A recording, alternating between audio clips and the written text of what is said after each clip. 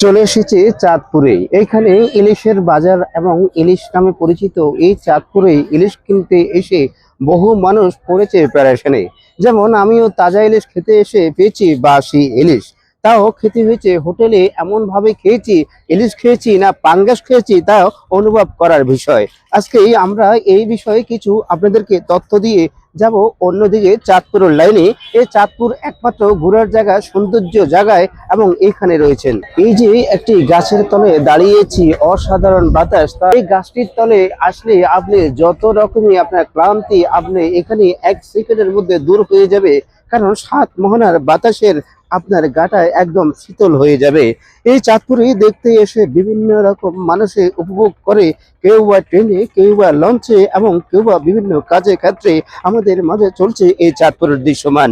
এই চাঁদপুরের দৃশ্যকে নিয়ে ঘুরে 7 নদীর মানায় আমরা অনেকে দেখতে এসেছি সকাল থেকে বিকাল। আত্মীয় স্বজনকে নিয়েই এই চাঁদপুরের মোহনার মধ্যে রয়েছে অনেক সৌন্দর্য এবং প্রতিভা।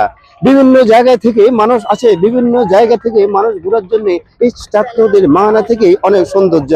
অনেকে দূর দূরান্ত থেকে চাঁদপুর দেখতে এসে মহা খুশিতে ঘুরছেন। অনেকে কেউ ছবি তোলা নিয়ে প্যারাশন, কেউ ঘোড়া নিয়ে হাইকার এবং কেউ বোট নিয়ে বিভিন্ন রকম দৌড়াদৌড়ির মধ্যে প্রতিবন্ধকতার সৃষ্টি হয়েছে। চাঁদপুরের মধ্যে ঘুরতে এসে এই ঘোড়া নিয়ে ব্যস্ততা শিশুকে উঠানোর জন্য। ভাই, ঘোড়া কি আপনার? হ্যাঁ বলেন। ঘোড়ারে কি করেন? ওরা দিয়ে রাউন্ড দিব কেন? বাচ্চাদের দিয়ে না? জি। কত টাকা লাগে? 50 টাকা আগে বাচ্চাদের, বড়দের 100। প্রতিদিন হয়? প্রতিদিন মানুষ হইলে হয়, না হইলে হয় না। মানুষ হয় না এখানে? এখানে হয়, মানুষ হইলেই তো মনে করেন যে ঘোড়া উঠবো এমন তো কোনো কথা না। ঘোড়া আনছি ইংবাসে পোলাবানের জন্য, ঘোড়া তো আর ইংবাসে পোলাবান ওঠে না, ওঠে বাচ্চারা।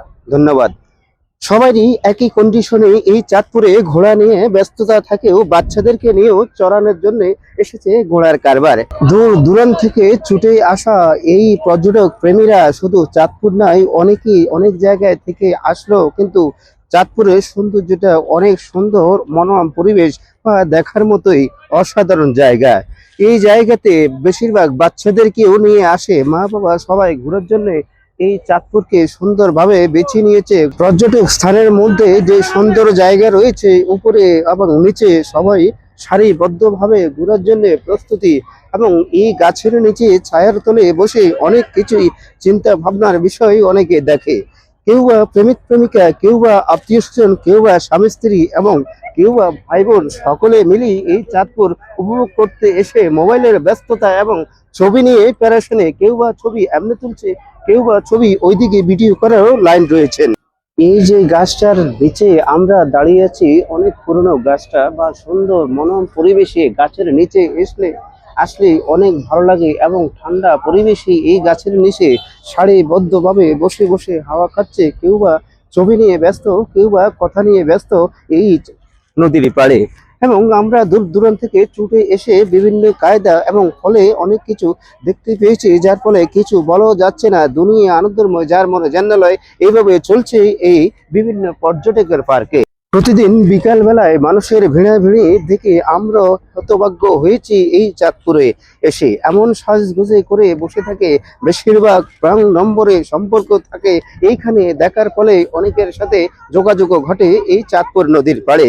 ছবির বাতাসে এলোমেলো শাড়িতে উলুন চলছে হাওয়ারও মাঝে। সবাই এই বোট নিয়ে অপেক্ষা করছে দূর দূরান্ত থেকে ছুটে যাওয়া এই 7 নদীর মানা থেকে সাজগোজ করে সবার প্রিয়জনকে নিয়ে হাতে করে চাঁদপুর মোহনা ঘুরতে এসে অনেক কিছু আমাদের নজরে পড়ে। প্রিয় দর্শক, আজকের মতো এখানে বিদায় নিলাম। আল্লাহ হাফেজ।